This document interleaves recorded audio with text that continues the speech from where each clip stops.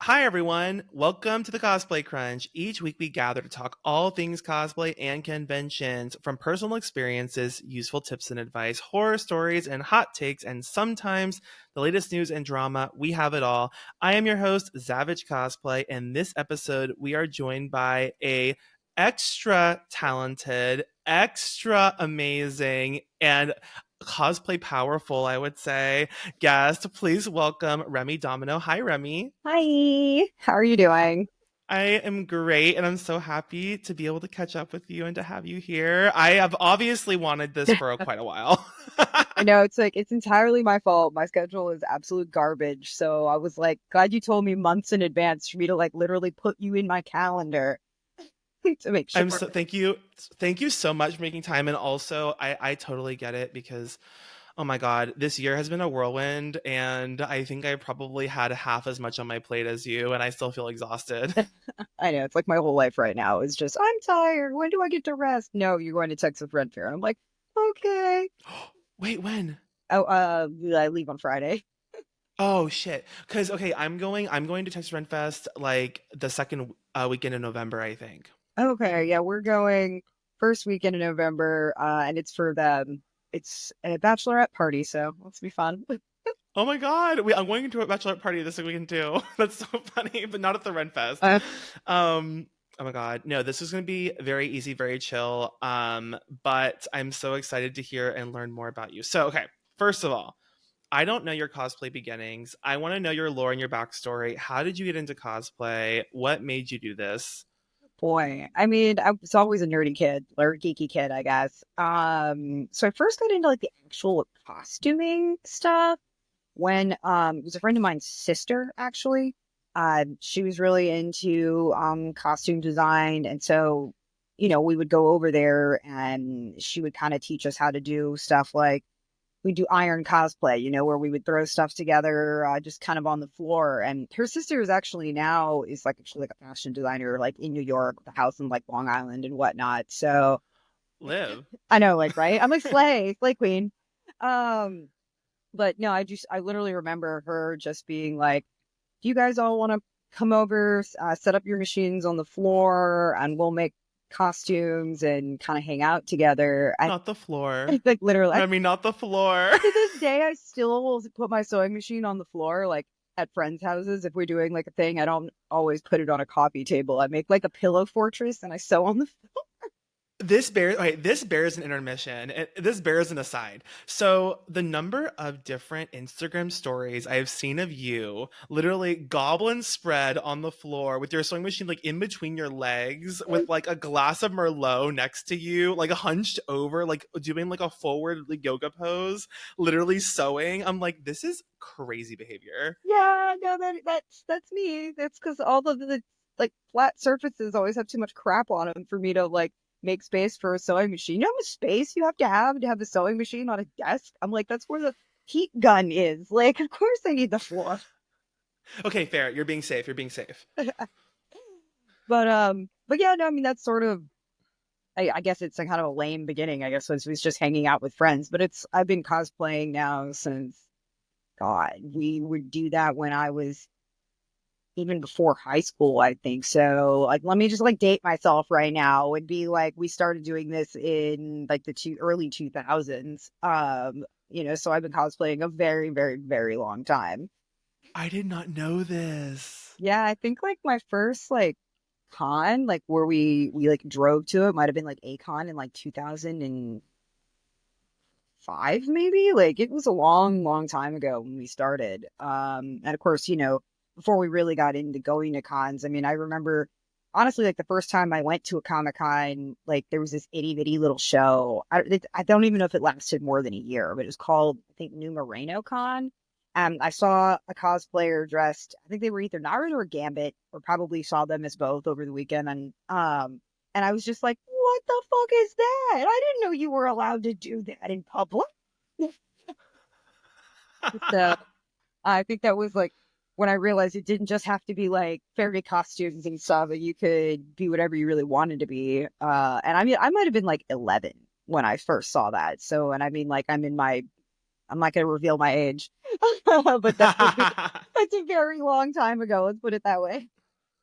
That's so awesome. Wait, so you started just from a friend's. Did they, when you got into making, so when you got into cosplay for the very first time, did you know like it was cosplay, or did you just think it was like making costumes for like, it's like, I guess there's the difference between like the label and like the cognition of being aware of like you're getting into this community versus just like, oh, I'm making a costume. Like, did you know the difference? I, I did to an extent, if that makes sense. Cause like I had friends who would tell me like, oh, we went to cons or whatever because they had older siblings that would bring them or stuff like that. And also it was a much smaller like community and like I mean, I'm from Louisiana. We very limited amount of like cons that are actually here. And at that age there were none. You basically had to go to Texas. So I would have, my friends would tell me, oh, we went and did this and we were cosplaying at cons.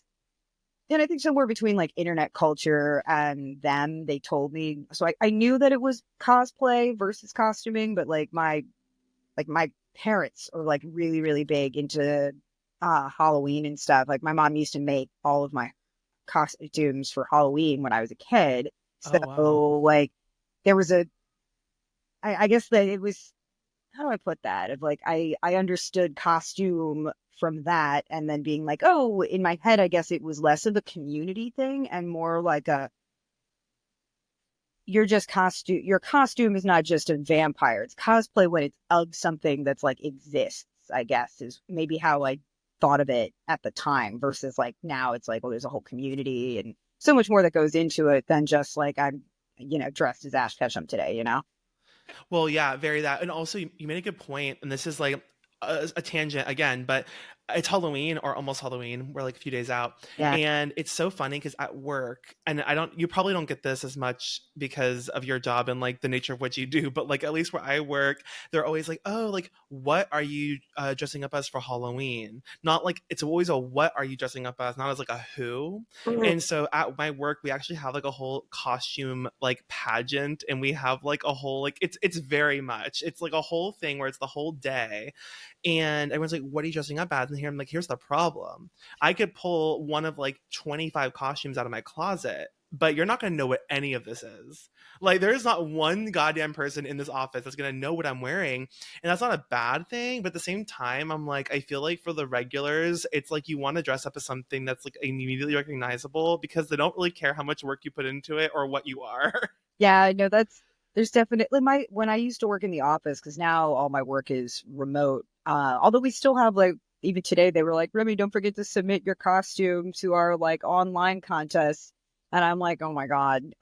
People even kind of sort of know that I do cosplaying, like even in other states from like my office, which is wild. But like when we used to be in the office, we would have like everybody come in full costume for the day and have a contest during lunch. And actually like every law firm I've worked for has been like that. Oh, really? Yeah, so I would have to be like, oh no, panic, come up with something that they would know what it is. And sometimes I would be like hit or miss of whether they would know what it is. Cause like, oh, I came as like a demon one year, generic demon. Yeah, that's good. Sure. I came as like a Sailor Scout one year thinking, surely everybody has seen Sailor Moon. That was normal. And like, I forgot the age group. I was like, so their kids knew what it was that I was dressed up as. When they were like, oh yeah, I brought your picture home. And my daughter knew what it was. And they're like, yeah, well, thanks for, I don't know if that makes me feel old or young. I'm like not sure where I am now. Like, That's so funny. No, it's very like, well, Halloween is almost more of a stressor because it's like you'd think you could just go get something out of your closet and wear it, but you have to appease the people that literally don't even know what anything is besides like South Park.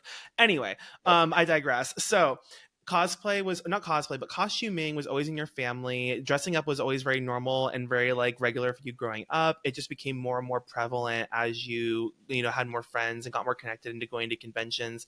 What was like, was there a moment where you started wanting to push yourself, not seriously, I would say, because at the end of the day, this isn't paying our bills, we're dressing up and having fun, at least not for yeah, us, yeah, not, but yeah.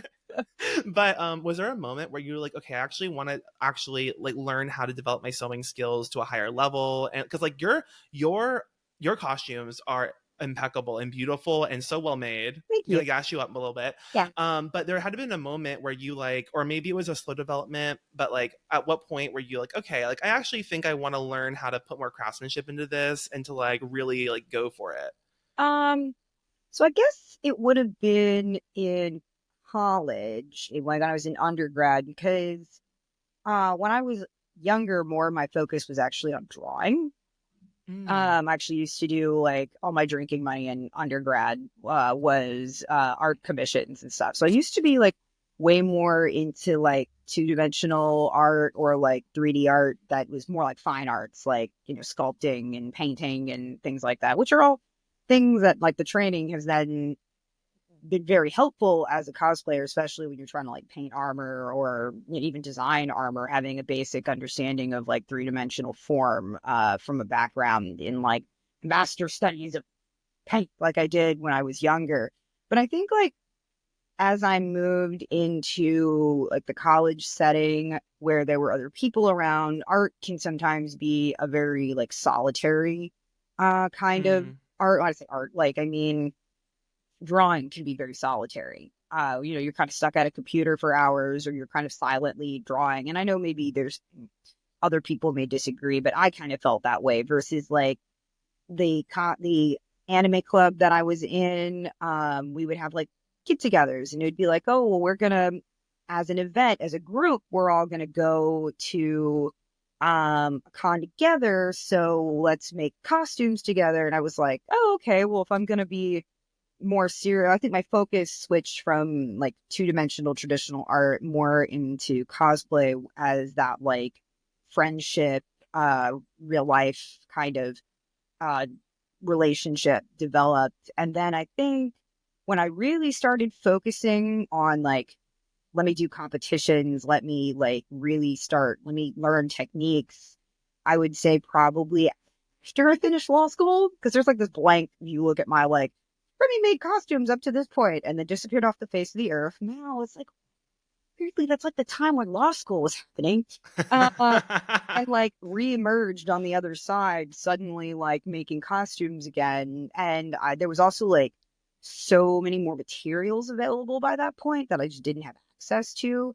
So I think I really enjoyed, learning how to use the new stuff. And at that point, really kind of took it from there.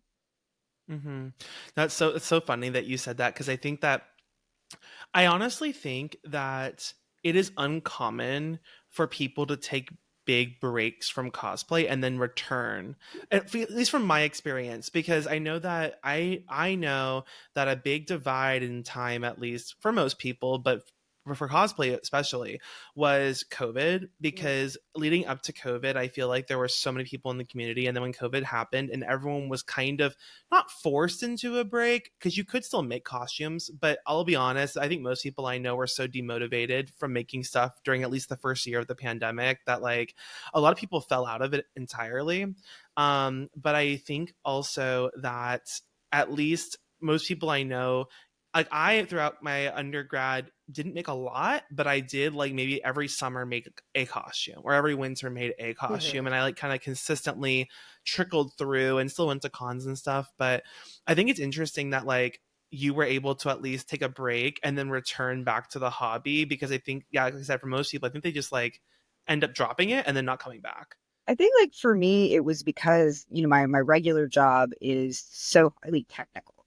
Like I have to, as a creative person, since I didn't end up going into an ultimately like creative field, I have to have some form of artistic release in some way, shape, or form. And whether that takes the form of drawing or writing or making costumes, like that part of me was always going to have some outlet. So I guess like by the proxy of like my job, getting back into it was kind of easy, or like more so than like more most people would be, because I've always been a really creative person. Also like for the pandemic, I feel like the reason I didn't fall out of stuff is because I was like, I guess I'll learn how to use TikTok. Ah, oh, that's true. Wait, tell me about that. Because okay, wait. Here's the thing: when the pandemic started and people were getting TikTok, I literally was just like, I can't. Well, first of all, not even thinking of being a creator on TikTok, let alone just watching it. Because I feel like all my friends, literally, not all of them, a lot of them had TikTok and they would just like watch it for like hours and hours, especially when you couldn't go anywhere. And so like they were just like sitting there being consumed by it. And I was like, I kind of thought it was so fun to watch, but I would watch like Andrews, my partners, and I would like watch it for like 10 minutes and then like go.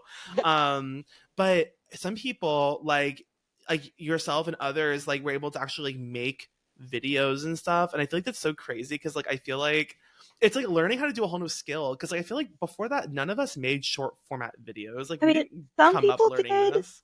And I knew that a lot. I mean, I would see people filming them at cons and I knew people did it, but it was certainly before like Instagram embraced the reel. This is back when Instagram is actually about fucking pictures. I'm Yeah. watching that Instagram. But I knew it was there. I knew a lot of like younger cosplayers were using it. I saw people doing it. It was, and I knew trends were like a thing.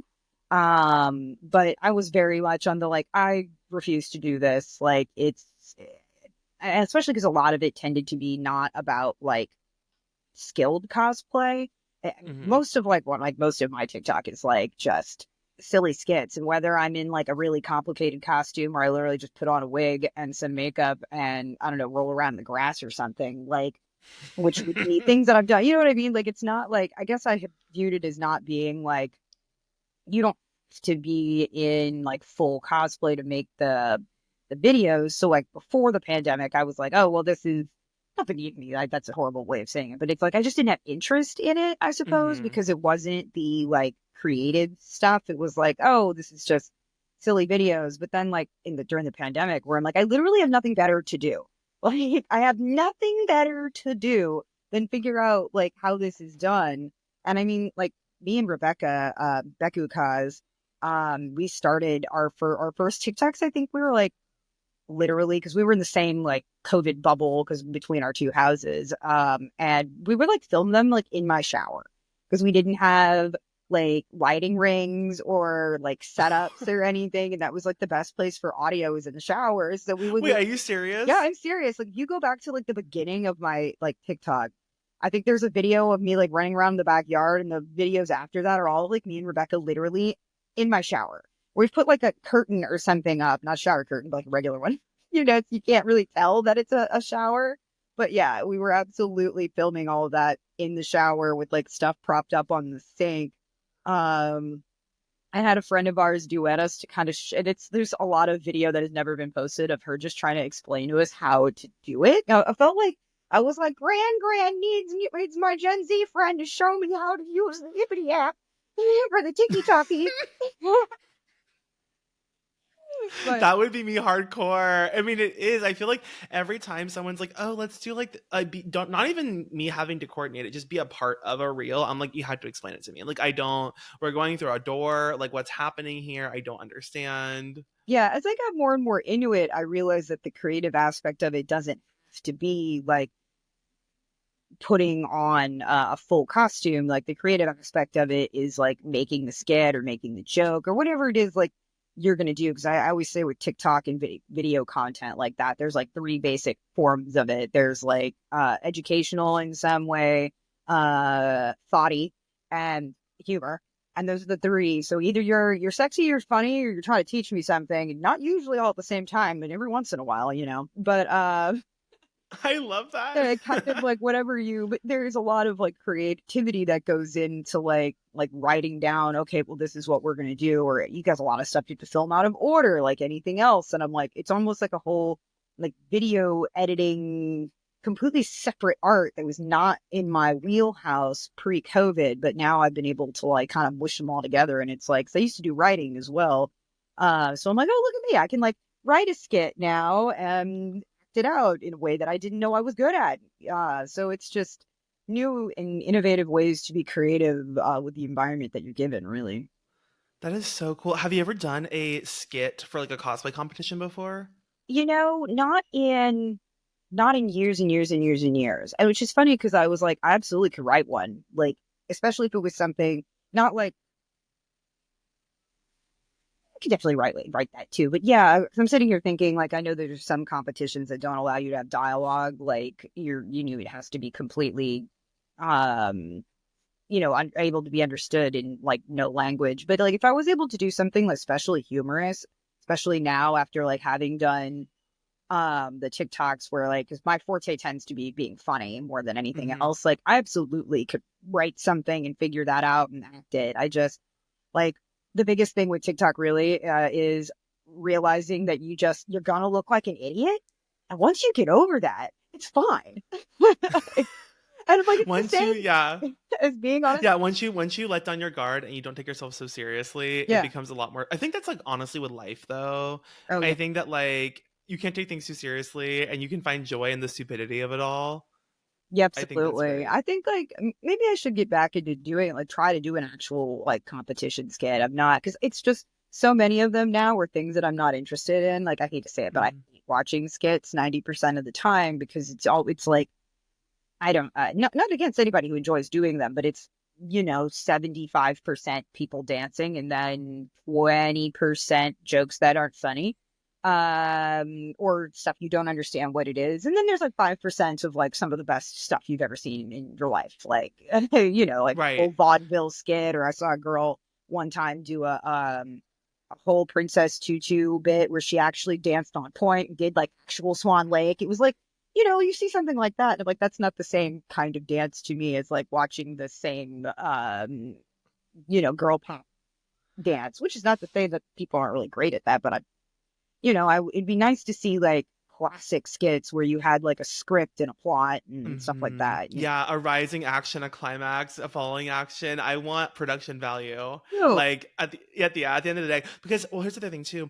I've talked to some coordinators for contests, and they have said they've implemented rules that say your choreography has to be original, and that has actually dramatically reduced the number of like idol dance submissions that's a great because it has to be original choreography. that's a great role because I find that watching the same idol dance over and over and over again, I mean, I just find that to be boring. And I mean, that some people can dance extraordinarily well, but I'm like, after a while, it all comes the same thing, especially when you're like, I don't know anything about the story. So it's idol group after idol group after idol group. You watch six of them in a row. And I'm like, I have little to no interest in this. If I wanted to watch like the whole idol group dance thing, I would do that like separately. I don't want to see it in a costume competition, which I understand if your whole group is like idols, but still like you need to do something, I think, to make it into a skit more than just dance. I feel like just for it to Yeah. be in the spirit of what the competition is about, really. Yeah, I agree. Like, oh my God, I'm not gonna say which convention, but there was a convention this past summer that I was at, and this contest had 19 skits. They did the skits at the beginning, and they were all like 4 to 5 minutes long. Oh my God. Were they like Yeah, actual stories though, or like I could not tell dialogue? you, girl. I do not. I don't remember one.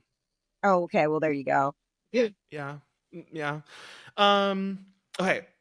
So I want to talk about cosplay in Louisiana because you alluded to the fact that while you were growing up, there were like really no conventions, and I think it's so interesting because I grew up in Texas, was raised in Texas, and had lived here a lot of my life, but I have never been to Louisiana once in my life, Oh my God. and I lived in Oh my God, Houston. come visit me. I know. I live in Houston, which is like literally closer to Louisiana than to Dallas.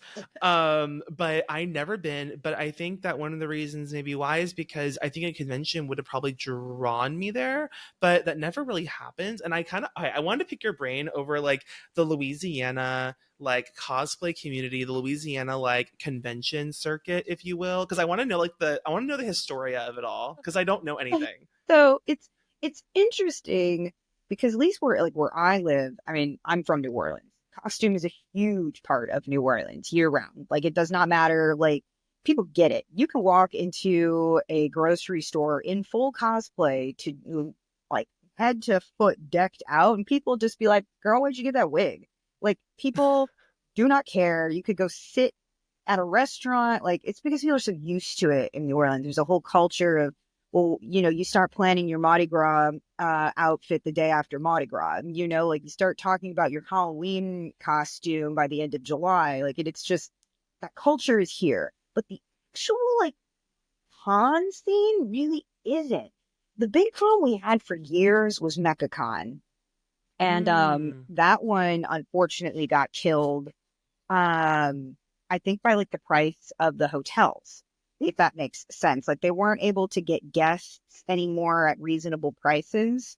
And I think there's a lot of pull for some people of wanting, they expect guests like voice actors or different things like that. And that's what they had said it was, but also what I honestly think it was is they were having difficulty getting contracts with the hotel because anime conventions tend to be a little bit wild. They're a little bit different than like some of the older, like I mean I've been to cons in all over the world at this point, and I'm like I know the conventions can be a little bit crazy, and I'd heard stories about property damage at some hotels, and like these New Orleans hotels are not fucking around. You know, like this is New Orleans, like there was damage to a hotel right by the Superdome. Like you can't do that, you know? So I think Wait, so what was BeccaCon like? What was it? Was it in downtown New Orleans? so it started out in Lafayette. This is absolutely like my favorite con. I'm super sad that it is gone forever. Because they had their last year, I think, in 2021. It was supposed to be 2020, but got delayed for obvious reasons. And it started out really small. It's one of the very few conventions that like really took off, got off the ground and had a good maybe 20 years. I'm trying to like look at my like MechaCon, my last badge over here to figure out how many years it was. But I think it was like 19 or 20 years that con went on before it finally died. Which was sad. It was really sad to see that one go. But it outgrew Lafayette and it moved into New Orleans because the much bigger event space. And I always feel like it's better to have a con in a larger city because there's more Hmm. reason to come. You know, if you're in the middle of nowhere, it's going to be difficult for me to get to. So I'm kind of like, you know, there's a con that we have, CypherCon that's in Lake Charles, which I've gone to a handful of times. And, you know, the people who run it are cool. But the venue is unfortunately not ideal, especially if the hurricane kind of tore it up, which happens. But, you know, Lake Charles is like impossible to get to. So you're not going to have a draw from people outside of the state of Louisiana. Nobody's going to go to Lafayette or Lake Charles from out of state unless they're like conveniently close by. And I think that Louisiana also suffers from that because it's like our two big cities, Baton Rouge and New Orleans, are expensive because they have, I mean, the major football cities. One's a college city. The other one is just, you know, a major tourist destination. There is always something going on. I mean, Taylor Swift was here for 3 straight days and the city shut down for her. Like you know, Mm. our goddess for the last 5 months has been Taylor Swift. But, you know, it's like every hotel in the city was booked out for that, you know? So it's a destination to go to New Orleans anyway. So I think Louisiana suffers from it's expensive to try to start up a convention in Baton Rouge or New Orleans, and people aren't going to go to something if it's in the middle of nowhere unless they're close by, and then it becomes difficult for you to like get get off the ground, I think. And it's just the nature of the beast. We've had other conventions that have gone out of there was Louisiana May. That one was cool. That one, not to get into it, but there was a lot of drama with people who ran it. Can you Uh, summarize the drama in one sentence or less? um, Do your best. I want to know. I want to challenge you with is this. it like it died in 2020? Trying to like it's like also a, you know, I don't want to totally badmouth people for a situation I didn't know 100% know what was going on, but Allegedly. let's just say there was mismanagement and promises or things that should not have been said online to the general public that inflamed people. But ultimately, I think Oh, that was okay. a mismanagement, and COVID, I think, killed that one because it never came back. Like 2019, I think was the last year, and it never like rose from the ashes. I think a lot of the Oh. cons, CypherCon's, I think the only one. I mean, NecaCon had like 1 year, but CypherCon is still going. I think, although I'm not sure what its numbers were like last year. I think there was a pop for everybody where cons did extraordinarily well in like 2021 because people were like ravenous to have something to spend money on again. And then, so I think things did really well, which then perhaps gave like a false sense of success, and then not so much. It tapered out. Mm-hmm. The only other cons we have here are like really small ones. Or we do have Fan Expo, which formerly known as Wizard World. And that's like a big corporate Comic Con. Yeah, so like Fan Expo, so I never been, but we have Fan Expo in Dallas as well.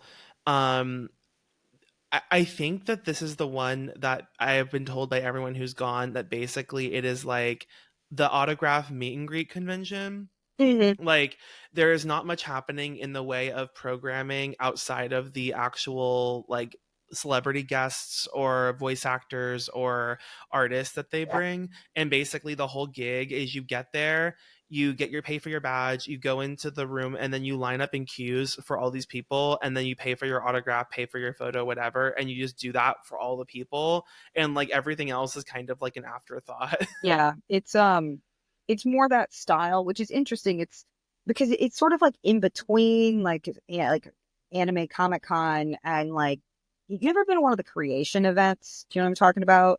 Because those are like they're cons, but they're not like cosplay conventions. That's like a you pay for your seat and you have your seat all weekend, and like all you do is listen to actors all weekend, do panels. Like you have one room where the actors come to you and you can come and go as you please with your saved seat.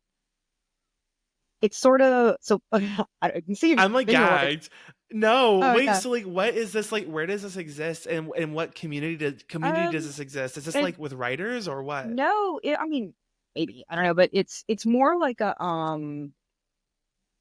like non-cosplayer like sci-fi entertainment fandom. Like I know like Supernatural has ones. I've been and that's why I know what it even is. I've oh no, my thing is saying I have like data problems, storage problems. So if I like we might have to move to my phone. Pause. But I know Supernatural has one. So it's like a TV show. There's nothing really to like cosplay from that. You know what I mean? Hmm. Or like Star Trek. Obviously, Star Trek is at lots of conventions, but like these conventions will literally be like they'll bring like big name guests in. And I mean the tickets for these seats, because you're paying for a seat for the weekend, could be anywhere from like $300 to $2,000, like depending on where your seat is. Dear God. Okay, let's pause real quick and let's like switch to your phone and do Yeah, that. I think. yeah, I think this is Okay. die on us. Okay, so we are back now. I need to hear the rest of this. So you said that you basically you buy tickets per seat. There are actors and like guests and celebrities and whoever rotate throughout this specific like one room. So is this venue like a large venue or is it like an Uh, auditorium or it depends on the city that you're in, because like there's a huge one for Star Trek in Las Vegas. But like the Supernatural one that I went to, it filled up a whole ballroom, but that was like everybody for the weekend was, with capacity. So I mean, you're not talking like the kind of conventions like we're like even an anime convention, which may have like 20,000 people. This is not that. Like this is Mhm. maybe 2,000 guests. And like you can buy like meet and greets. Like you can literally have like you and 15 other people can like meet the actor and have them to yourself for like half an hour. And it's mostly based on like photographs, and everything costs money. So like if they're doing an event, 90% of them are going to not be included in the ticket, even though you've paid like a ridiculous amount of money for your seat. The seats, of course, like they vary in price depending on how close you are to the stage.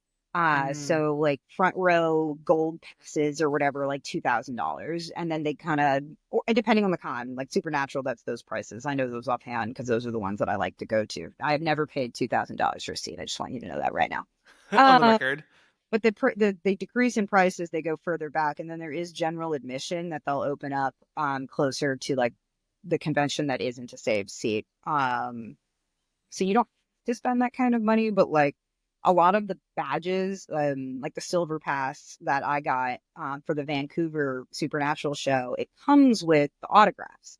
So like getting the autographs for like the three main actors plus like five additional actors, and like the most famous actors, so the Jensen Ackles, you can't even buy his autograph. Like you have to have the fancy ticket to get his autograph. They might open a la carte up close to the convention, but they are not gonna like, you can't buy in advance for him at all, for actually both of the main two characters.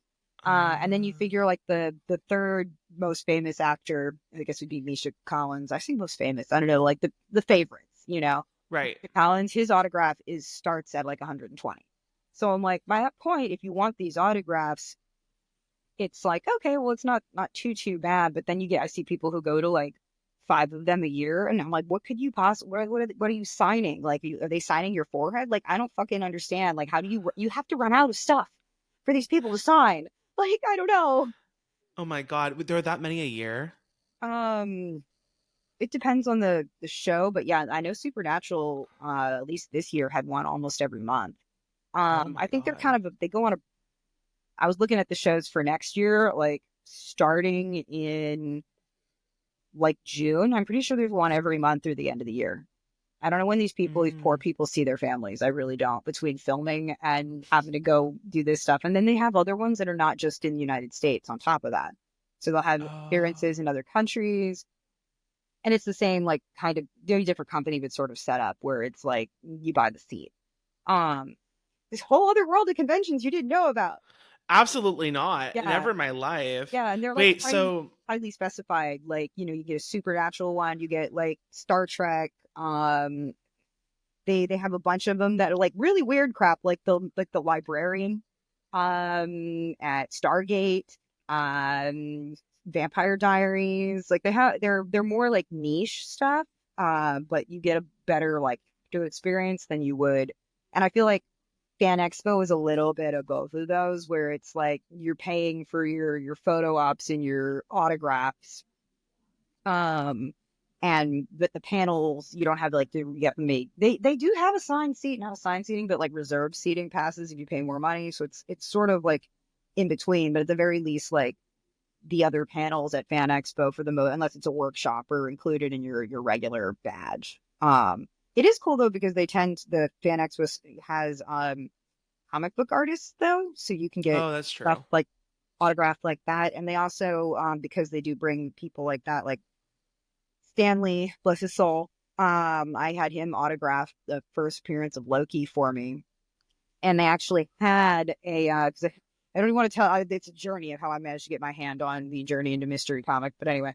But they have like authentic comic book authenticators, so you can pay a fee, and they basically like send a notary to the table with you to like Oh witness my the God. signature, and then you bring it back to them to be like certified. And then you can also pay to have it graded. So it's kind of like cool other things you were going to see at like an anime convention that you might see at like a more of like a proper Comic Con. Because I feel like Comic Cons tend to have more of this than like anime conventions For do. sure.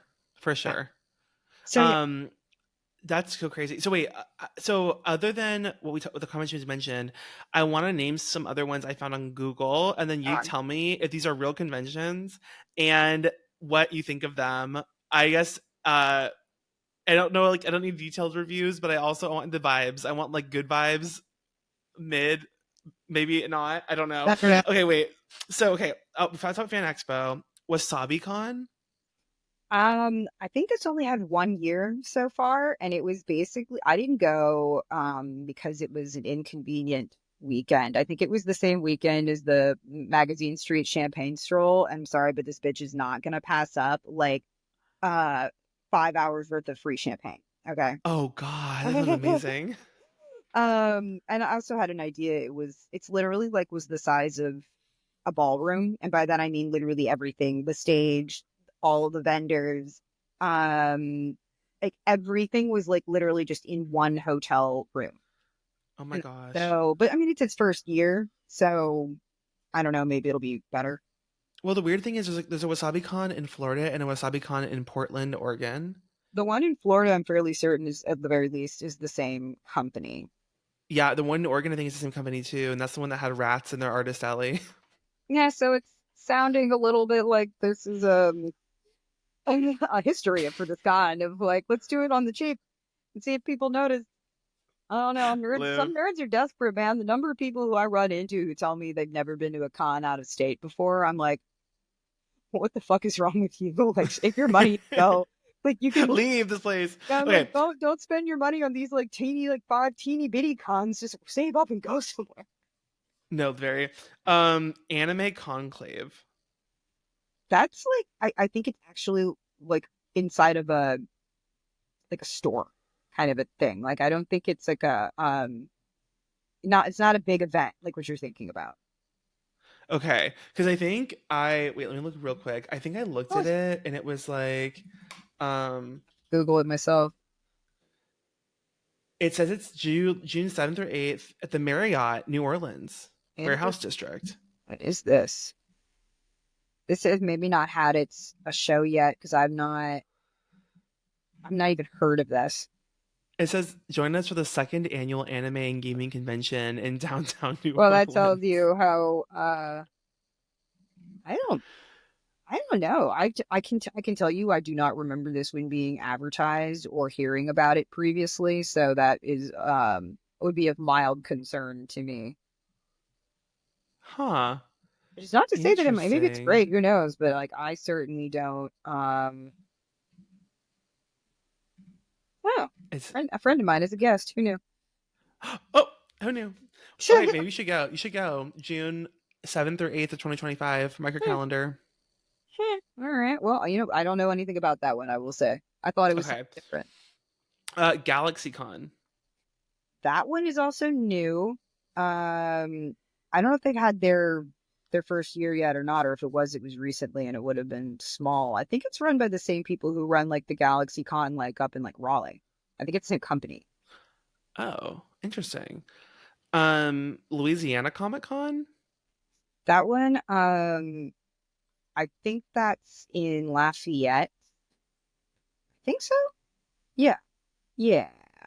I don't remember if that one is run by ABC or by Humble Entertainment. And which, depending on which of those it is, it's a huge difference because Humble Entertainment and ABC used to be like they used to be one show under ABC. And then like the guy who ran it turned out to be like a massive, like sexually assaulting douchebag. So the people at the company who were like, wow, we don't believe in sexual assault and harassment and not paying people, so they split off into a separate company, and some of the cons got divided that way.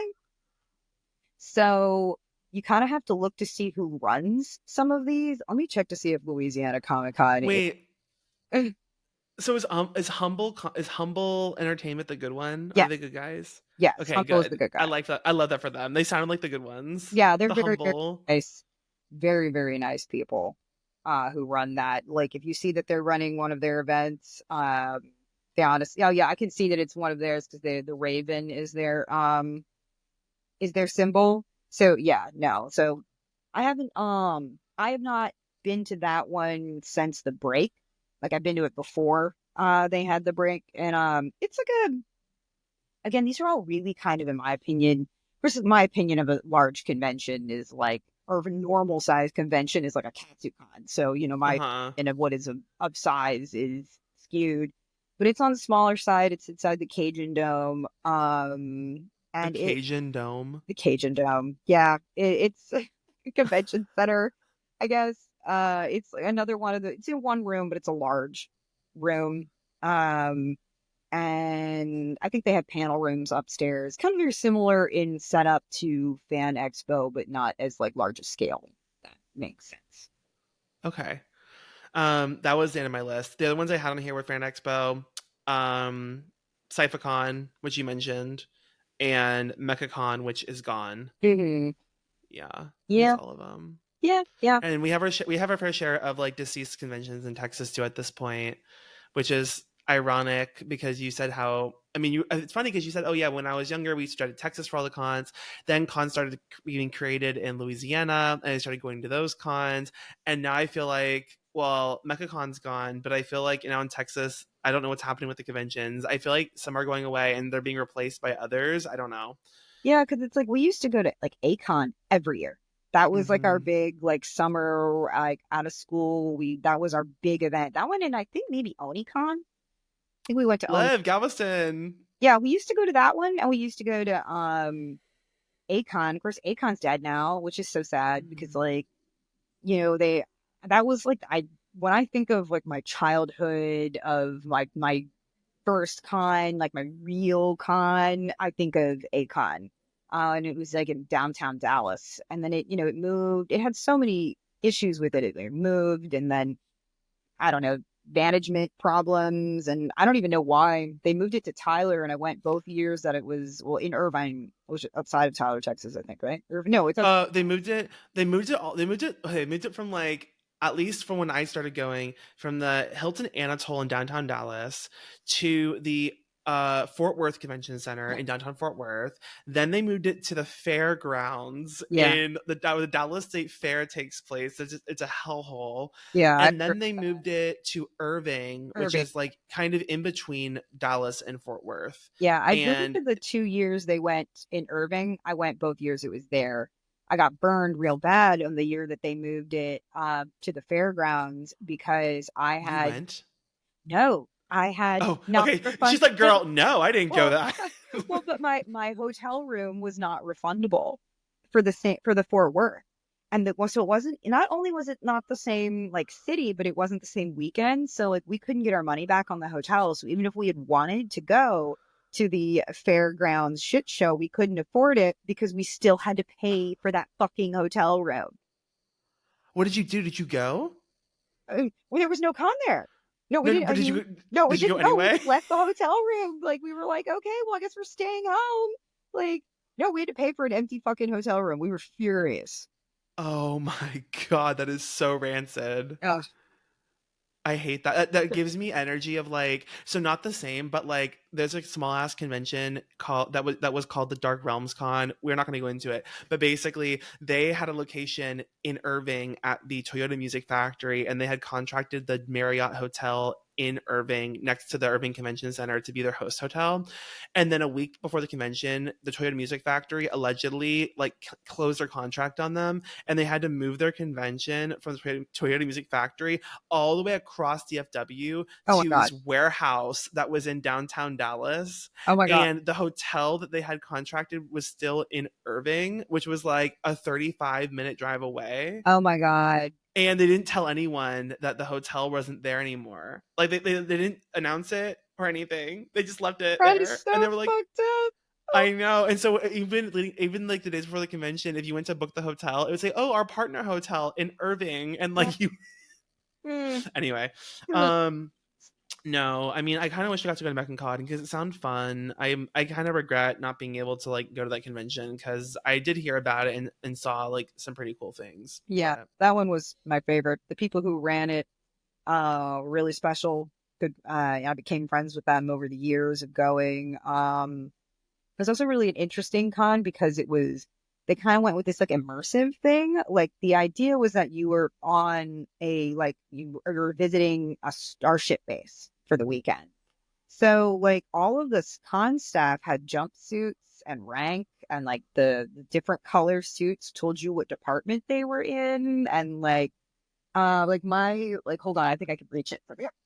that is so cool. I didn't Here know that I that. guested, here we go. I have, you can see it on this thing, but it says ambassador. So so I had an ambassador badge, and it's like the United Forces of MechaCon or whatever. Isn't it cool? That's so fucking cool. Wait, and they literally got your picture that you submitted, I guess, beforehand as like a guest, and they like put it on there. It was not the picture that I sent them, and it's a terrible photo, but we will not go there. Wait, where did they get that from? Your Instagram Yeah, somewhere? I'm sure they did, but I like the badge so much that I've kept it. It's like right there, like hanging from my like lamp because it's so. Also because it's like the nostalgia of it being its last year that I got to be guest. Oh, But that's so cool. yeah, that was really special to get to finish it off that way. But yeah, all their badges were like that. Like if you were staff, you had a different badge. If you were a panelist, they were all like they kind of look like swipe badges or whatever for if you were on like a starship kind of a situation, like Hmm. military style, and they all it was a really cool like immersive idea that they had going on there. I love that. They put effort into it, which Yeah, is a there lot was more than a lot of conventions. It was very yeah, thoughtful. I like they were that. like mascots, had backstory and stuff like that. It was cool. Oh, that's so cool. Okay, I'd be remiss if we did not touch on, nay, dive into Oh, My Hero Academia. oh my God. So yeah, we have to. It's compulsory. At least Yeah, when I we're feel like talking it to is. Remy Domino. So I need to understand, how did this begin? What? Okay, How did wait. how did the crazy begin? Yes, and like, okay, so I want to get into the beginning. So, from my own perspective, I remember when the show came out, the very first time it came out, and I was watching it, and I was like, "Oh my god, this is so fun!" And I did, I think, pretty quickly after it had at least started airing as an anime, because I didn't read the manga when it came out. I don't really read manga as it releases. I find out about it through anime, and then I go read the manga when I get, like, when I want to catch up and I don't want to wait. But I had seen the anime come out, and pretty readily after it came out, I was like, oh well, they're all like the students and they're cool, I guess, but like I don't really like know I want to cosplay any of them. And then whenever they had like the villains come out and like Dobby was came out into the show, that's when I was like, okay, I'll cosplay him. Um, but like, did you were you, I guess did you just start watching the show and that's how you became to love it, or like how did that happen? So it's a fun like yarn to unwind here. So I was more known previous to this for doing, at least in the last couple of years before the show had kind of hit the US or whatever, or at least before I got into it. I was more known for doing like Marvel and DC, like really comic book stuff. And everybody who was like a friend of mine knew that I loved Marvel comics and that my favorite of the Marvel comics has always and forever shall be X-Men. And Oh yes. and all of my friends were like, Remy, you will love My Hero Academia because it's just anime X-Men. It's literally just anime X-Men without the racism.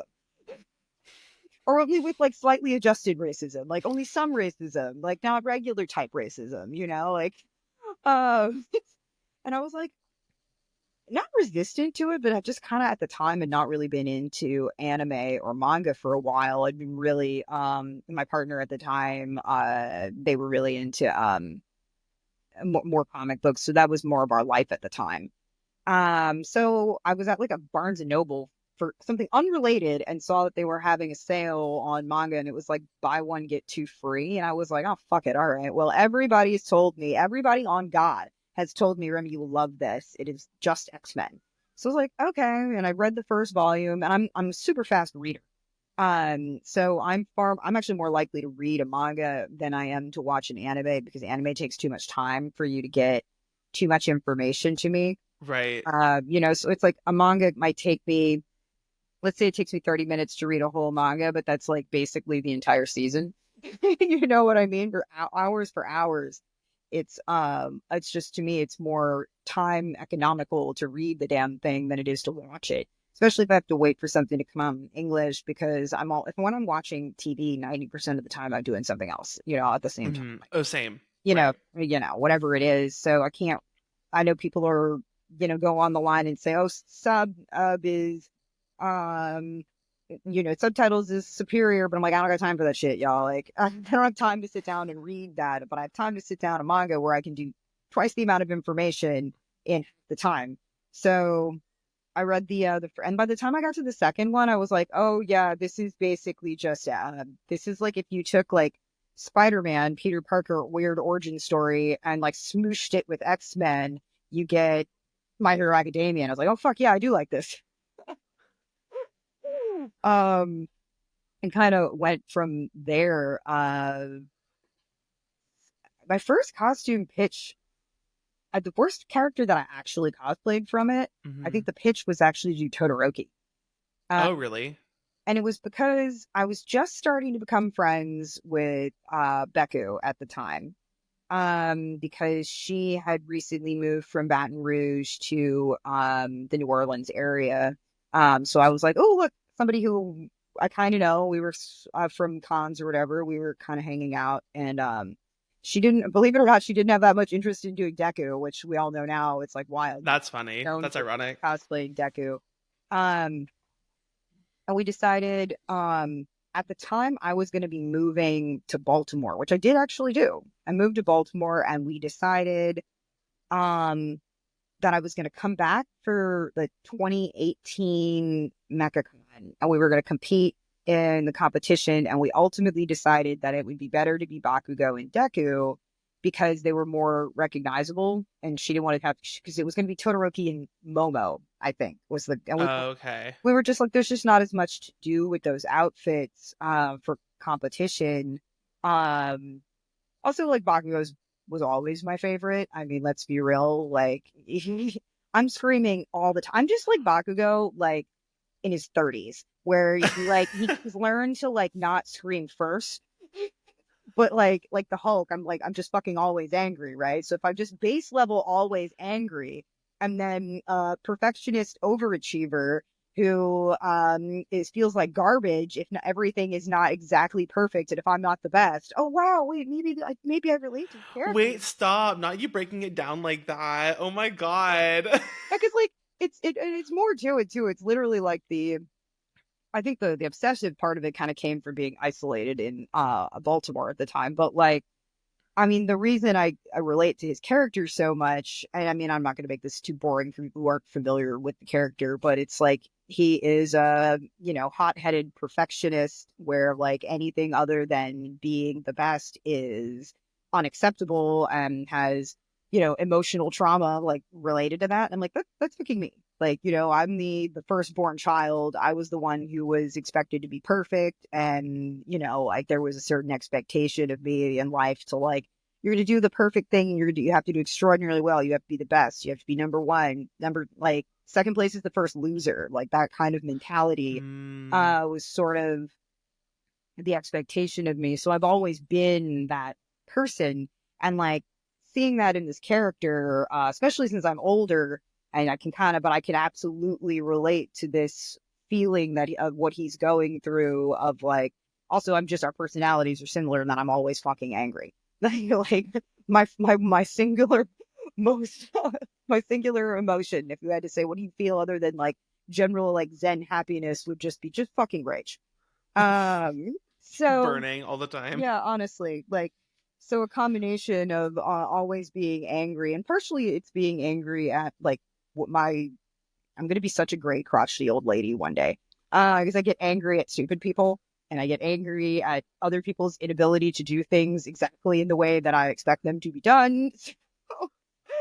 So there's a lot of like his character that I related to, and I mean, of course, in like Deku as well, because the whole bit, from the series, same reasons that I really like X-Men of like being the person who is sort of like the outcast a little bit, Mm-hmm. of like, as being, I mean, let's all be real, like when we were younger, at least being a geek was not like cool the way that it is Right. now. Like now it's like you could be loud and proud and be like, I'm a giant nerd and I can show up at a law conference with my like Bakugo backpack and my like water bottle full of like obscure stickers and shit. Nobody bats an eye at it.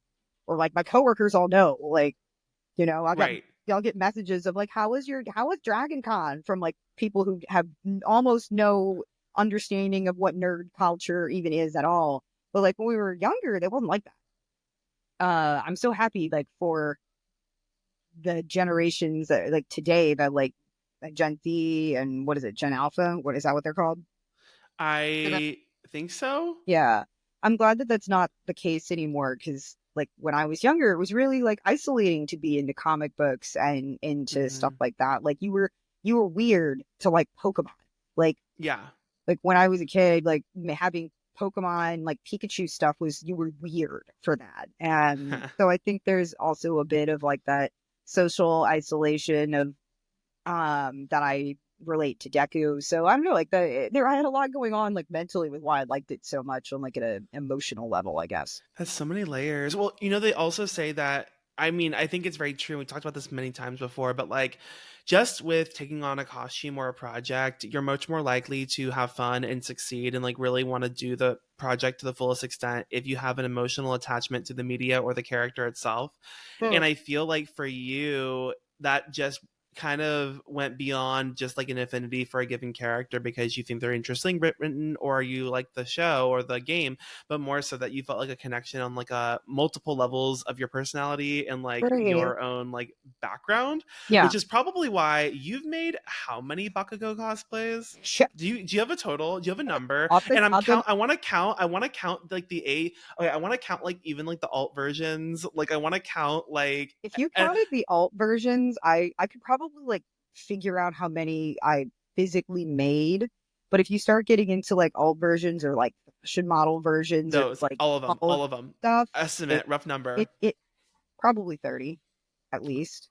Like at least 30 different. times 30 different versions of a character. Yeah, like having physically made them considerably less. Or like there's things that I've altered or bought and altered or things like that. But like so like the physically made them, At least like 8, right? At least I 8 or think 10. well there's also stuff like I did like I took one and then modified it. Or I took one and Okay. again. So like I would say that of the ones that I made, like there's at least one costume that has two versions. um because like I just didn't like the way certain pieces look, so I just remade only those parts. But I would say like maybe five completely handmade ones I've hit. Wait, no, I'm forgetting two. Forgot two. I forgot about the fantasy looks. Oh, the Dungeons and Dragons kind of Yeah, because I made type. two of those. I was like, oh shit. So it's maybe you're closer actually. Maybe it was seven then, because I forgot entirely about those two fantasy looks. Oh my god. That's so insane Oh, to me. that's really Cause good. like, okay, I really like characters, but like the thought of like, well, I guess on one hand, I guess my hero has a lot to pull from because they do change outfits throughout the show. And on the other hand, they also have like the alt outfits that they have like the Dungeons and Dragons like kind of thing. Was that from like a credits scene or something? So it was the original like art of it was one of the popularity polls. So Horikoshi, for every time they would do a popularity poll, he would do like a two-page spread art. And it was all Uh some kind of like AU type look. So then they did an ending that was based off of that art, which was like a D&D style mm. like animatic. Um, and that's where like look one came from. And then a couple of years later, there was another popularity poll where he did an update. He's actually done two updated versions of the fantasy look, and I've done two of them out of three. Gotta get to work. One more. That's crazy. Wait, so there's also the one that I think of that's so striking, and it's the one that has the LEDs that light up in the chest, and there's like a big like X on them. Is that like canonical? Because I honestly don't know. So that suit, this actually kind of enrages me. It probably took me longer to make this outfit than it did for them to animate the entire sequence that it's in. Um, so there was promotional art for the World Heroes Mission movie, and Bakugo Todoroki and Deku all had these stealth suits, and in the promotional art, they all light up. So there's different portions of it that are glowing. Then in the actual movie, when it came out, because I made this outfit because they had like 360 stuff of it available before the movie even came out. So Rebecca and I made these outfits completely, LED'd up, so they would light up like this, like the art for the advertisements or whatever. Then the movie comes out, they don't light up, and they are only wearing them in the opening sequence. So there's probably less than 3 to 5, probably less than 3 minutes of footage of them in those outfits. Were you gagged? I was enraged. I was gagged. I was gooped. I like, doesn't help Were you my like, logic. that's it? That's Yeah. it? Like, I remember sitting in the movie theater with Rebecca and we were like, I'm glad we didn't fucking wear these to the movie. Like, because they were in plain clothes like 90% of that movie. But those costumes are intense. Those aren't like casual, like, oh, I threw this together in like a week costume. Those are like in serious costumes. Oh, yeah. They probably took like 4 months to make the first version. And then we had to fix things. So it probably took probably a total of 6 to 7 months to get them, because they do light up, and it is, with all the wiring and whatnot and making sure that that functions. the way that it was intended. And I didn't like the way the gauntlets came out the first time, so I remade them entirely. So I technically have two sets of them. Um, so yeah, that was a very, very difficult undertaking for like no payoff from the movie whatsoever. Oh my god. Well, you look sickening, so there's at Well, least that. thank Where you. do you store all these grenade gauntlets? Like, where do you keep them all? They're kind of mostly in bins. They're huge though. They're They're very bulbous and large. awkward. Yeah, And they're like, kind where of do you like put them? they're in bins, sort of like underneath clothes. Like, you've got like closets that like hang clothes. You can put them in a bin and kind of put them under there, put them in Uh, boxes on the top of the things. So I think I've got, let's see, one, two, three, four, five. I've got at least three sets of Bakugo gauntlets like laying around. that's insane. I love that. I would. Do you think you're gonna make any more? Oh wait, the show ended, right? The manga did. The anime probably has at least one or two more seasons, and the movie just another movie just dropped that I didn't get to see yet because I was in Disney World. Okay, Liv. So, were you happy with the ending? I don't know anything about the ending. I just don't know anything about. Because Without here's the thing: I watched it up in. Oh, when did I stop watching this? I don't even remember. But like, I watched like probably halfway through, and then I didn't stop watching it because I felt out of interest. I just stopped watching because I think it was like a lapse in it coming out, and then I just never picked it up when it came back out again. I think is what happened. But like, yeah, I it, stopped watching before Dobby's hair turned white, so I don't know if that's any oh indication. yeah, that gives me an idea of where you are, which is in the manga like timeline, given like how many bajillions of years it took him to like conclude it. Um, you're pretty far back. Yeah. And no, I did not like the way it ended. I did not at all. See? Oh Um, my god. not like I regret the last like 5 years of my life, like people did for Game of Thrones, not like it. Sure. But I, especially because I kind of had a feeling that this is where the mangaka was taking it, but I thought it took way too fucking long. He went on forever about a whole bunch of characters and storylines that he did not like wrap up quickly. So I mean, there was like months at a time where you wouldn't see Bakugo or Deku like or Todoroki like at all. You wouldn't see Deku for months because he was doing some sort of weird like side quest. With and this is like all leading up to the ending. So it kind of I thought the pacing was really bad because he was jumping to these other plot lines that I'm like were largely completely unimportant to the final battle or whatever. And then when they did do the final battle, I didn't like the way that that went together. I heard actually that he had originally intended for it to end like the plot of one of the movies. I think the first My Hero Academia movie where Deku shares the uh all for one. Wait, did I say that right? Yeah, Yeah. one for all. No, other No, way, the other other way, way. the other way Yeah. around. Other way, other He way. shares, so he shares one for all with Bakugo, and they defeat the villain together, like both of them with the power like left over. And I think that that was like his original. I'd heard that was his original ending, and then because he used it already in this movie, he then had to like go back years later and figure something else out. So ultimately, I did not like. It was too complicated. It was like I mean I read it the whole damn thing and I still was sitting like I'm not actually sure what the fuck is happening right now. And that's never good. Oh my You know? god. So I did not like it, but I am happy for the journey that I went on. Sometimes it's about the journey because, like, at the same time, like, I can appreciate like Game of Thrones obviously is the greatest parallel. It's like I can appreciate the show and how fun it was to like watch the whole way through. And I remember like the Sunday nights where my whole family would like come over and like gather and we would like watch it and it was very good.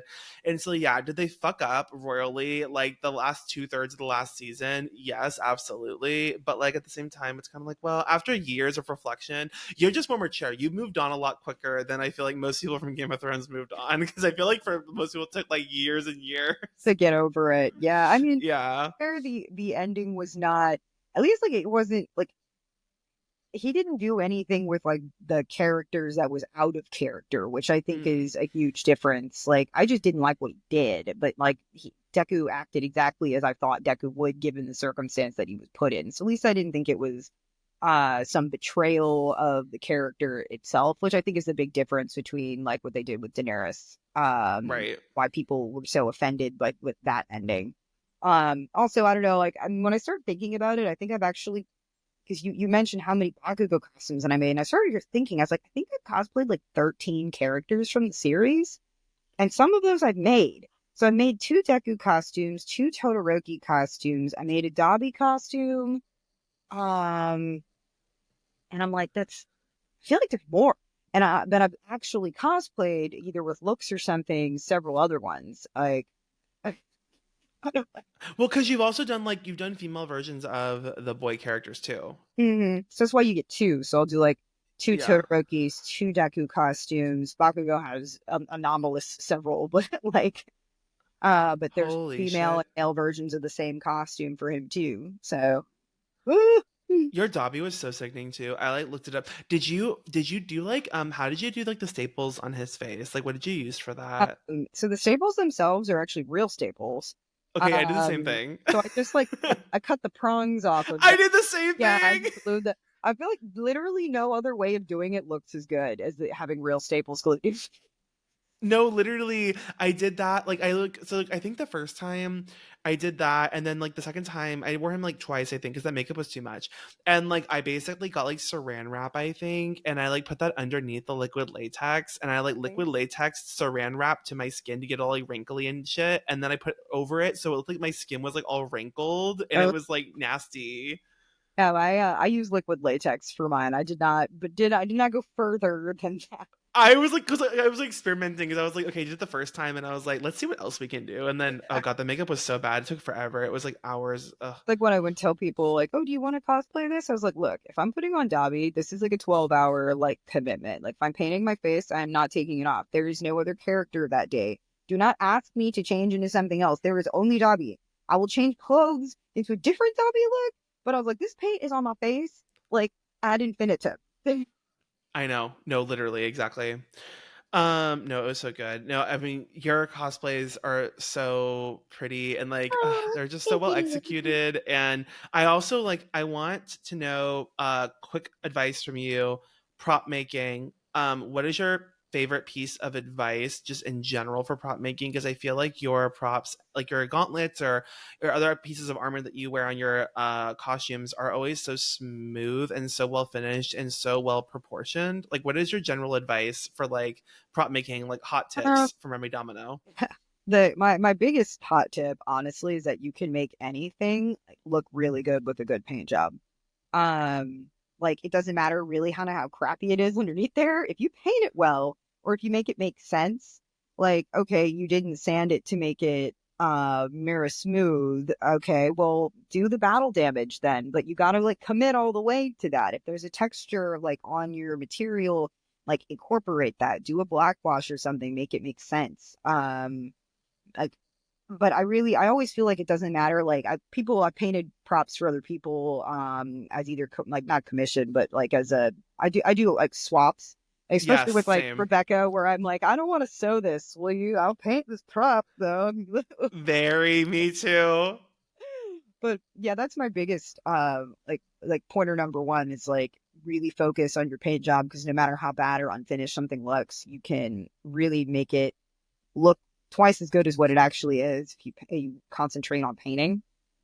Um, the other thing I say would really consider silhouette when you're making a prop. Because if you're going to make something smaller or larger, like I feel like like a problem I see, especially with like Bakugo costumes, sometimes is that the gauntlet is either like way too small or too large, or like hold it up in front of like a light and see what your shadow looks like. If it looks weird in your shadow, it's going to look weird when you make it.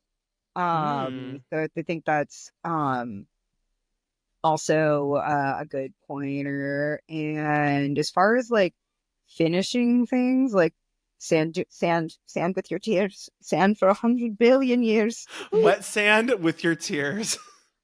What sand with your tears for 100 billion years? There is literally no other way to get. Warbler that smooth as it's like layers upon layers of filler primer and sanding, and that is how you can get a mirror finish. And you will hate your life, but it will look so so beautiful that the hours of your life you will never get back will be worth it.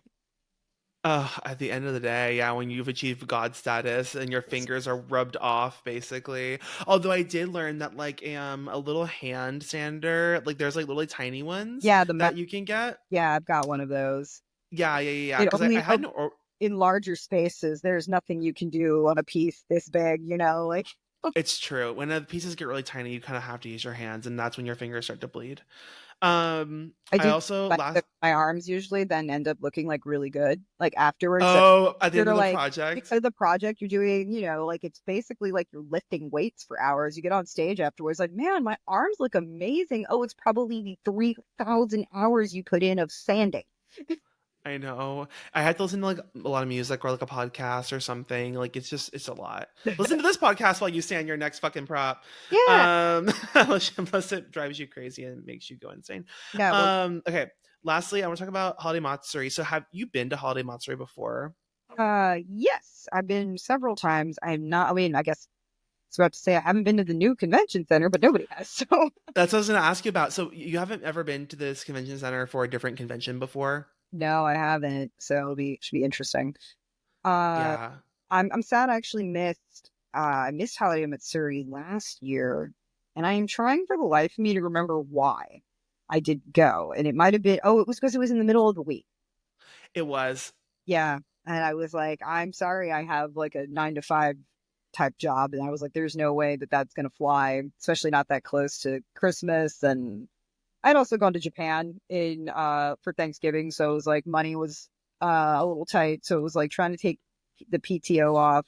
I didn't have the hours like from the week Yeah. spent in Japan, so I'm like I was sad because I know that that was kind of a last year, and I really loved that venue. Like the whole point of going was basically that you got like a discount rate at being at a resort. Essentially, I mean those pools were just outrageous. It was so pretty. Um, so I don't really know what to expect from this year because I tend to avoid cons that are like convention center cons. I don't like them Mm. that Mm-hmm. much, which is not to say that they are good. I don't want anybody to go, "Oh, I shouldn't go to a convention center con," 'cause that's absolutely not what I mean. But like, I like, especially as a cosplayer, like being able to get back to a hotel room really easily. So especially if I'm doing costume changes, I like to be in the same location as where all my events are. And I also find that like the late night stuff is much better if it's in a hotel because you're not worried about like late night venues and whatnot. So I'm especially since Holiday Matsuri had such a cool like late night programming with their like sexiest men in anime and all the other stuff that they do. And I'm like, I don't really know how they're going to account for that with the convention center. Right, because usually they close at a certain time. Like they won't go that late. Like a lot of convention Mhm. centers close at like 10 p.m. at the latest, Yeah. and then everyone has to leave and go to like, well, maybe they're going to use the hotels for programming. I don't know. I know, but like there's not all I mean, they've got a couple of different hotels. There's no like one solid host hotel, I don't think. Like there's so I don't know. Like I haven't heard anything as of yet, but I haven't really been super duper looking because I've been just so busy with other things lately.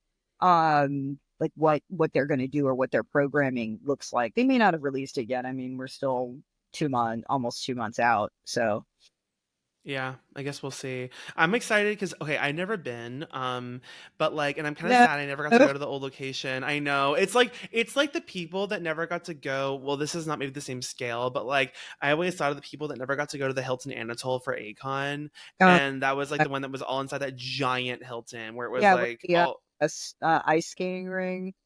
all that shit. And Oh I'm like, yeah. the people that never got to go to that one and then they had to go to Fort Worth as their first time. I'm like, okay, well, this is fine, but it's not the same. I Yeah. feel like it's gonna be very that. And I'm like still really excited to go, but I wanted to go last year, and the reason why I didn't was because it was on a Wednesday. And I was just like, this is not happening.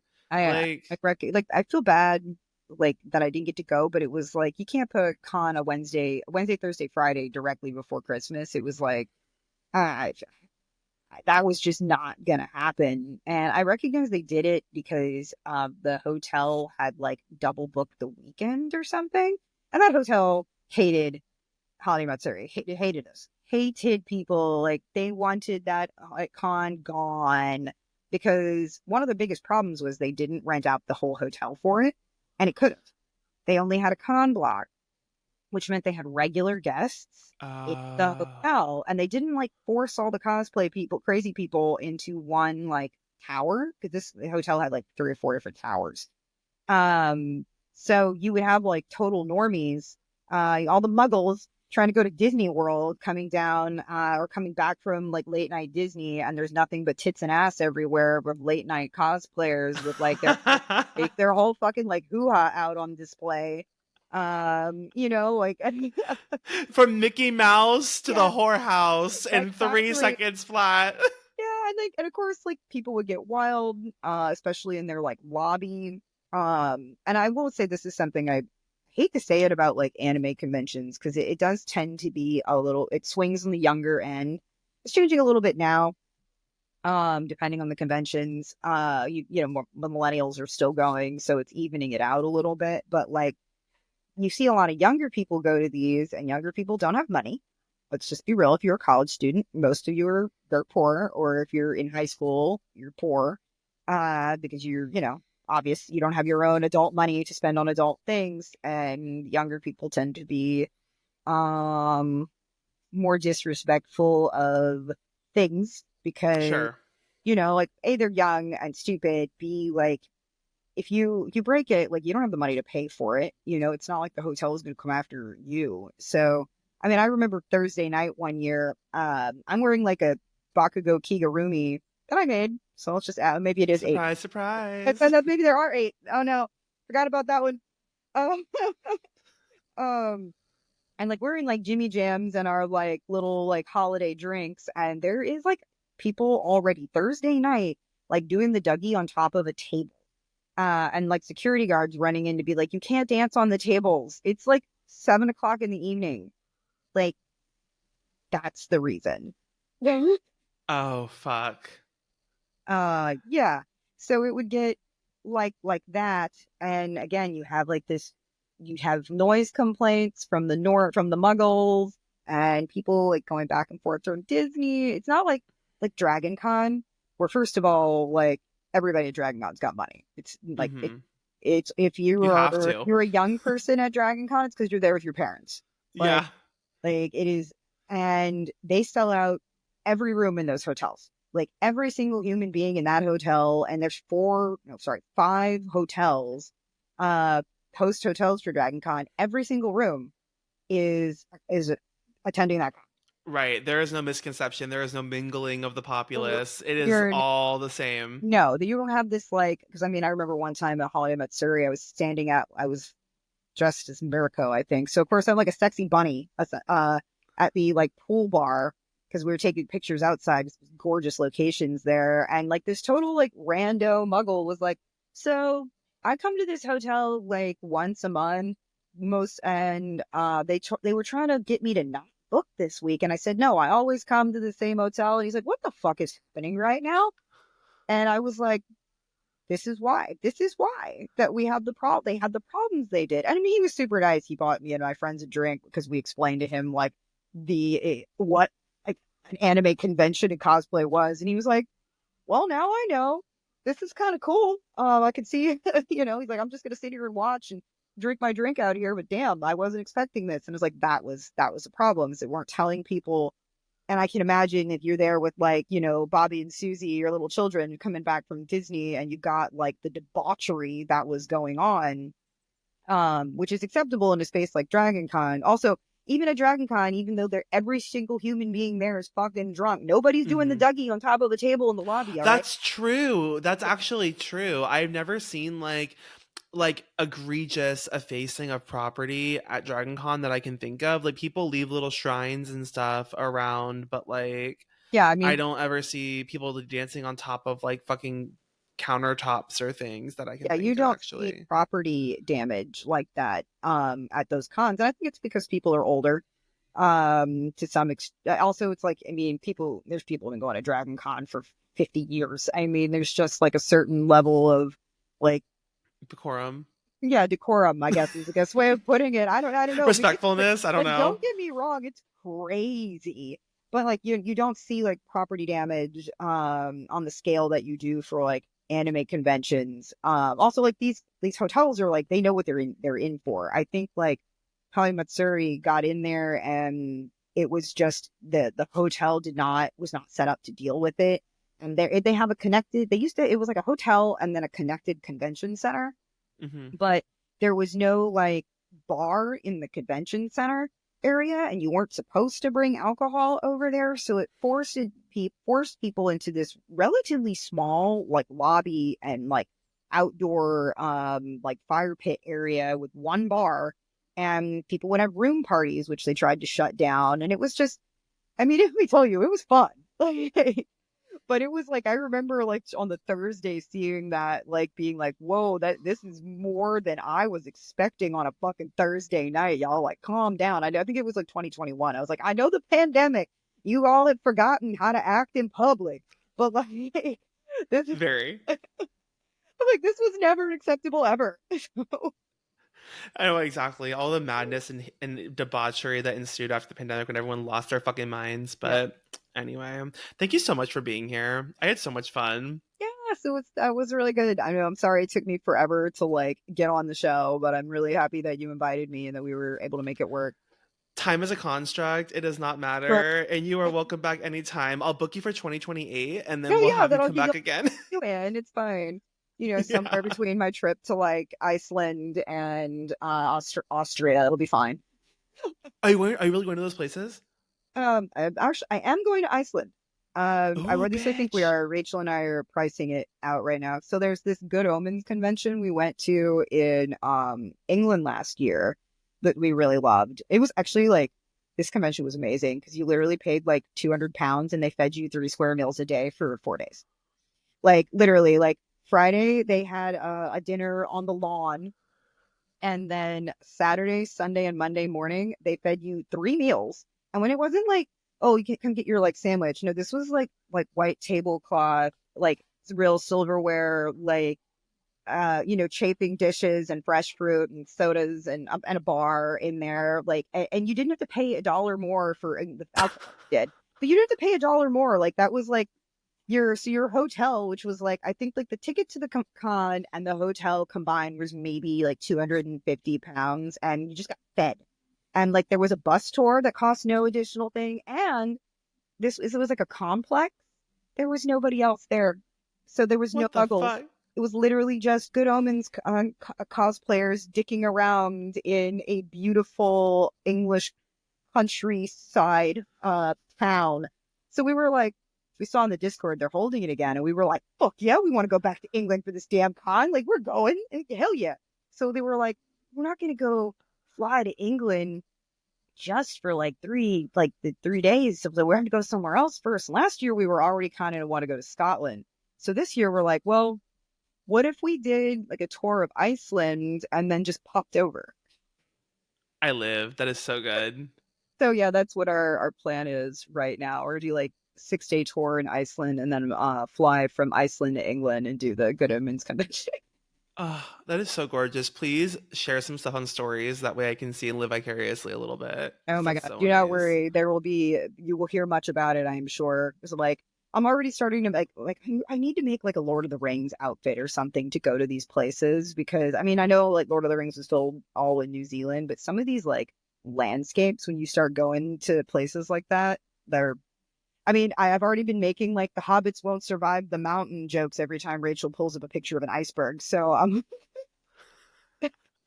Is this when I say I have to bust out my Lord of the Rings outfit because I'm going to New Zealand and Hobbiton in next year? oh my God. It's like, if I ever go to New Zealand, I'm just saying, like, this bitch is going to be full on Thandril. Like, I will be king of the motherfucking Mirkwood elves, all right? Oh my god, that's so real. Oh my god. Anyway, okay. I'm gonna read the outro and then come to the end for things. Sound good? What? I'm sorry. I said I'm gonna read the outro and then come to you at the end for like all the Okay, bullshit. Okay. okay, okay. Okay. Thank you for joining another episode of the Cosplay Crunch. If you would like to submit a question, don't. No, I'm kidding. You can. I might read it. These episodes recently, I have been not looking at that email because I want to ask my own questions. But if you want to, email at cosplaycrunchpod@gmail.com. Please rate us on your podcasting app of choice as it helps the show grow. And, you can follow it on Instagram at Cosplay Crunch Podcast and also on podcasting apps itself and on YouTube at the Cosplay Crunch Podcast. And we also have a website, cosplaycrunch.com, where you can read all about our lovely guests. Remy, Domino, where can we find you online? And do you have any parting words for our listeners? Okay. You can find me online on Instagram at Remy Domino Cosplay, on the app formerly known as Twitter as Remy Domino, and on TikTok as Remy Domino. I will forever be mad that there's some kid out there who has Remy Domino as his Instagram name, and his name is like Robbie, and I will never forgive him for having that name and not even he posts like pictures of trucks and dogs once every other year. And he's dead to me. This poor man who has no idea that I hate him. You're Googling there it. He is. Yeah. Mr. Robbie with told you with like John Deere trucks and dogs.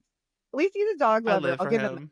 I'm a dog person, so he can I'll allow it, I guess. But yeah, I'm Remy Domino Cosplay on Instagram and Facebook, I think, and then everything else is just Remy Domino, TikTok, and Twitter.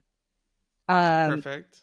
Parting words. And I guess, like, first of all, thank you so much for having me on this podcast. It was really, really fun. I'm really glad that you're doing this. It's even more of this kind of form of media, for cosplayers to talk and get to hear like what's going on with other people. And I can't wait to see you at Holiday Matsuri. We will like visualize doing the Dougie on a table, but we'll like pretend it's happening but not do it.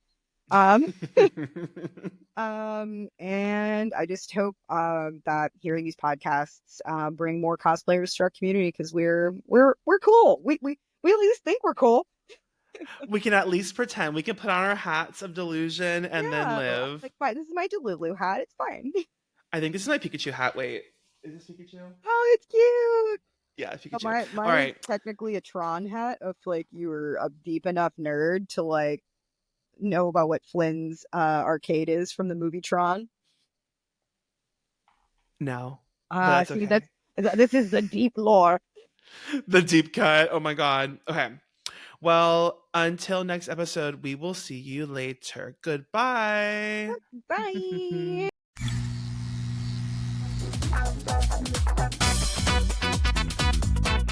The Cosplay Crunch podcast is hosted by Zavage Cosplay, with post-production also by Zavage Cosplay. Original theme music by Katie Fairbanks. Logo and graphic design by Owl and Coffee.